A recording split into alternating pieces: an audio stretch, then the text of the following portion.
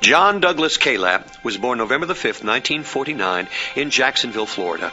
He grew up in a Christian home and learned quickly that God had a plan, a flight plan, if you will, for his life. As a 10-year-old boy, after a missionary spoke in his home church, he said, "Mom, Dad, I want to be a missionary someday." It would be his life's defining statement, one that would carry him higher and further than many would dream possible. Doug was saved on April the 15th, 1967, in Miami, Florida, while still a senior in high school. From there, Brother Kalapp's life caught a sudden and dramatic lift. Less than 4 months after his salvation, on August the 7th, 1967, he was called to preach. From there, Doug soon enrolled in Baptist Bible College, Springfield, Missouri, where he would meet his sweetheart and future wife, Karen. He was on cloud nine. The two were married June 20th, 1969. In 1973, Doug graduated from Independent Baptist College in Dallas, Texas, with a major in pastoral theology. A bird's eye view of the next 2 decades reveal a series of important landings in Doug's life. In his early ministry, he served as a youth director at a Baptist church in Yukon, Oklahoma. From there, he went to serve with his brother, Pastor Mike Kalapp, as bus director at Berean Baptist Church in West Palm Beach, Florida. In just over 5 years there, he saw their bus ministry soar in size from the 300s to an average in the 800s, with a high day of over 1,100. The Lord seemed to jet propel the Kalapps through the next decade as Doug served in 2 very important pastorates. The first at Covenant Baptist Church in Mount Pleasant, South Carolina. The second at Victory Baptist Church in Jerseyville, Illinois. Doug's energy and passion for God and his people was plain for all to see. Doug Kalapp was airborne. Then, after taking a missions trip, his heart was stirred for missions again. And God presented Doug with a new itinerary. He started a mission air service ministry called Eagle's Wings, conceived to serve the needs of missionaries and take pastors to the mission field. Before long, the work was expanded to reach new heights. He met Bob Warner, who had started a similar ministry called Wings as Eagles. They took the name and flew with it. He endured the storms with the focus in mind to preach the word to the nations and to inspire young men to do likewise. In 1989, Doug resigned his pastorate to commit full-time to missions. Because of his heart for missions, Doug, Karen, and his children lived for a while out of a few cramped trailers while he got this new ministry off the ground. With Wings as Eagles, he would guide hundreds to the mission field, raise millions of dollars for missions, and preach to multitudes on the importance of faith-promise missions. This captured the attention of Pastor Jack Hiles, who also saw a world starved for the gospel. The two of them would become fast friends as God transported the Kalapps to the campus of Hiles-Anderson College.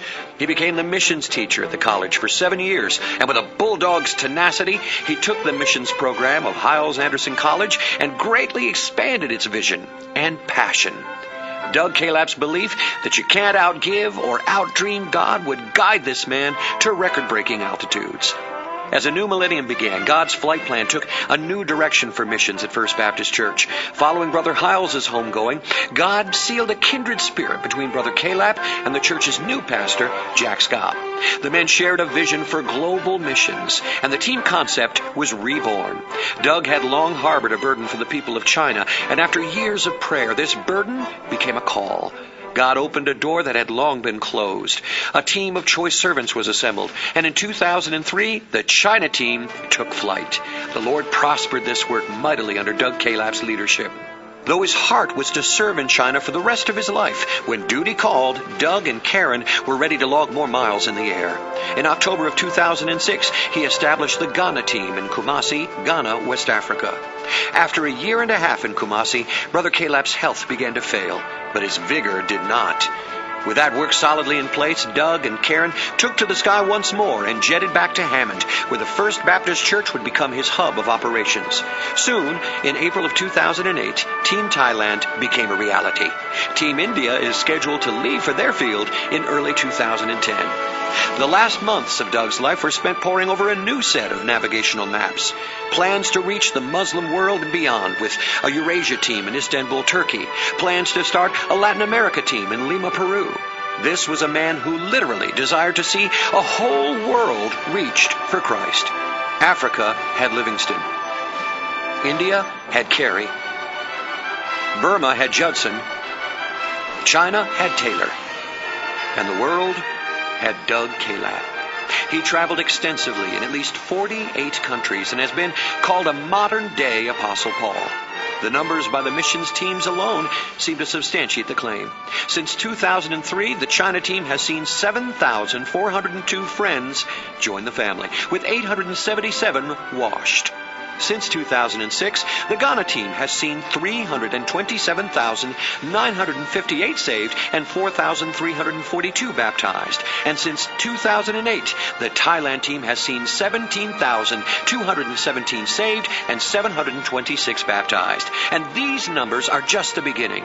The Lord alone knows the thousands, perhaps millions more, that will be credited to the accounts of Doug and Karen Kalapp. The methods, the contacts, and the timing God used to open doors for teen missions were as miraculous as the numbers themselves.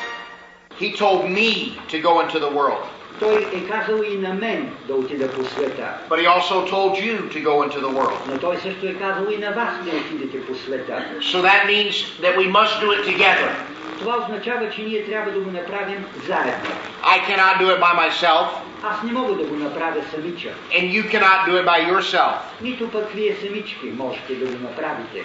But together we can get the gospel to the world. When missionary David Livingstone died, his body was buried in his native England. But a grateful and grieving African delegation requested that his heart be buried there.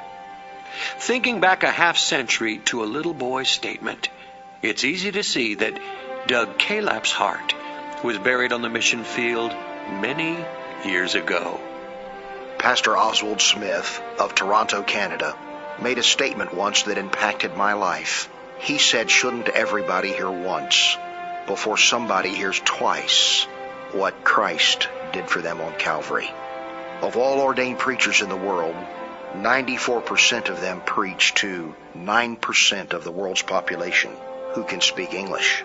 Only 6% of the ordained preachers in the world preach to the other 91% of the world's population who cannot speak English.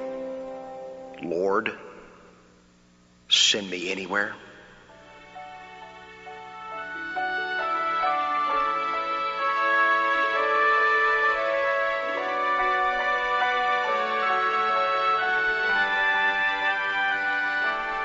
Bury my heart on the mission field, Lord.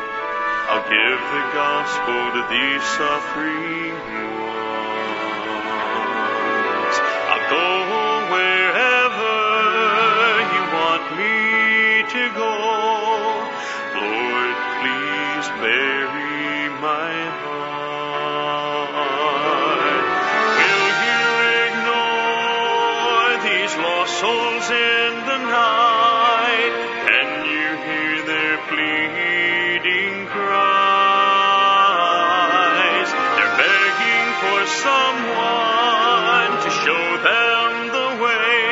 We must go before another one dies. Bury my heart on the mission field, Lord. These distant voices won't fade away.